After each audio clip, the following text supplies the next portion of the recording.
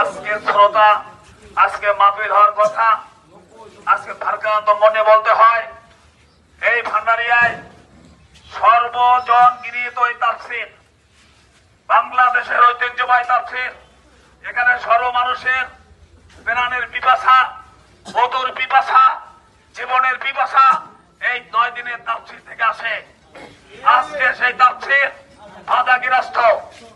কারা করছেন আপনারা সবাই জানেন। বাংলাদেশ বিএনপি, আমি আপনাদেরকে একটা বড় দল মনে করি, এটা আপনাদের কার্যক্রমে আজকে ভান্ডারিয়া তাফসীর বন্ধ হতে চলছে।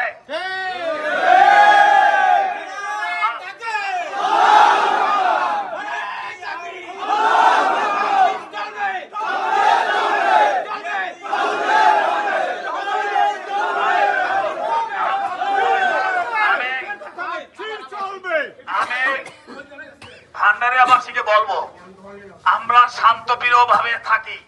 এই ভান্ডারিয়া মানুষ ইসলামপন্থী, এই ভান্ডারিয়া মানুষ তাফসীরপন্থী, এই ভান্ডারিয়া মানুষ মসজিদপন্থী।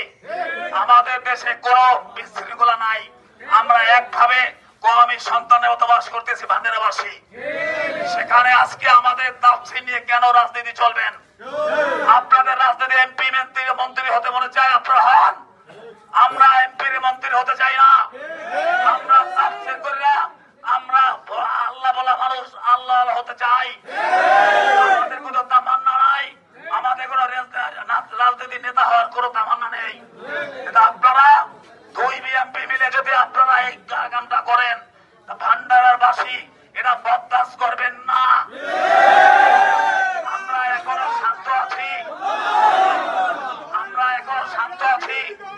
এতক্ষণে শোনেন, আপনাদের দলের চেয়ে নামাজি বেশি, আপনাদের দলের চেয়ে এই মাহফিলের বক্তা বেশি।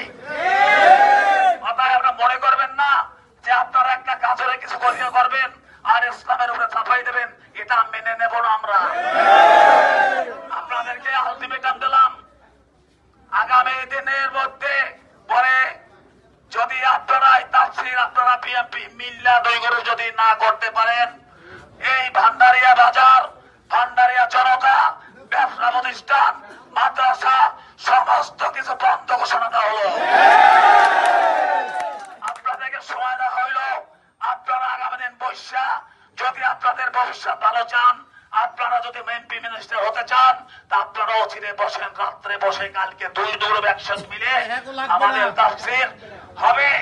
এই বাধা বিঘ্ন থেকে আপনারা দূরে থাকেন, নাইলে আমাদের কর্মসূচি এরপরে যা আসবে এই আপনাদের সব দায়ভার নিতে হবে বিএনপির। কিন্তু আর কেউ বাধা দেয়নি, আর কেউ বাধা দিতে আসেনি। আপনাদের আত্মকন্দোলন, আপনাদের নিজেদের ক্ষমতা অপব্যয় করার জন্য আপনারা বড় বড় নেতা হতে চান। কেউ কেউ ছাড় দেন নাই। আপনাদের ব্যাপার আমাদের ব্যাপার নেই, আমাদের কাছে চাপান কেন?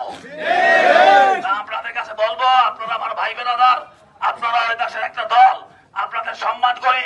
এখন আপনারা যদি আমাদের সাথে মিলেমিশে আসেন, আজকে দিন গেছে, আগামী দিনে তাফসীর চলবে, তাহলে আপনাদের আর কোনো দ্বিধাবন্ধ থাকবে না। আর যদি না করেন, তাহলে আমাদের কর্মসূচি থাকবে, তাফসীর হবে ইনশাআল্লাহ।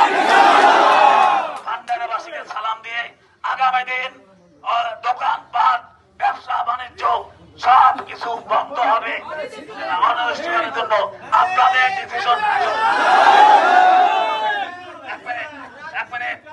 আমরা যে তাদের টাইম দিয়েছি, এই টাইমের ভিতরে যদি বিএনপিরা মিলেমিশে আসে, এসে আমাদের সাজানো বাসরঘর আবার সাজে, তাহলে আমরা সেখানে আন্দোলনে যাব না।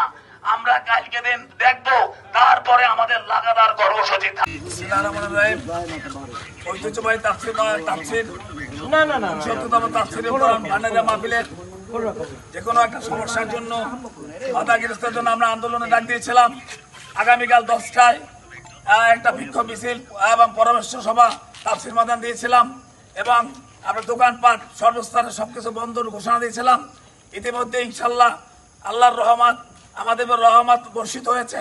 বিএনপির 2 গ্রুপ দল আমাদের সাথে, আলেম ওলামাদের সাথে, ব্যবসায়ীদের সাথে একটি বৈঠক দিয়েছে এবং ঐক্যমত পোষণ করেছেন।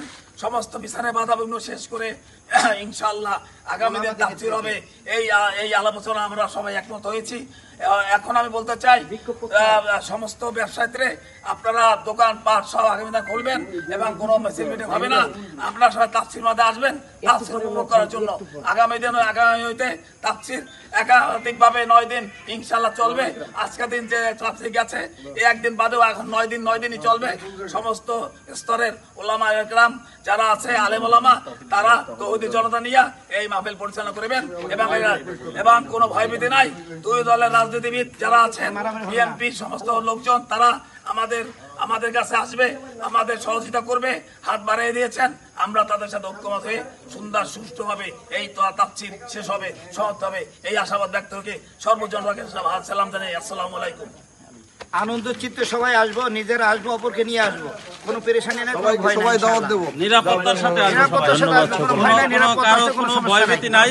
সমস্ত বাধা দূর হয়ে গেছে আল্লাহর রহমতে। এখন প্রত্যেকের দাওয়াত দিয়ে আসবো।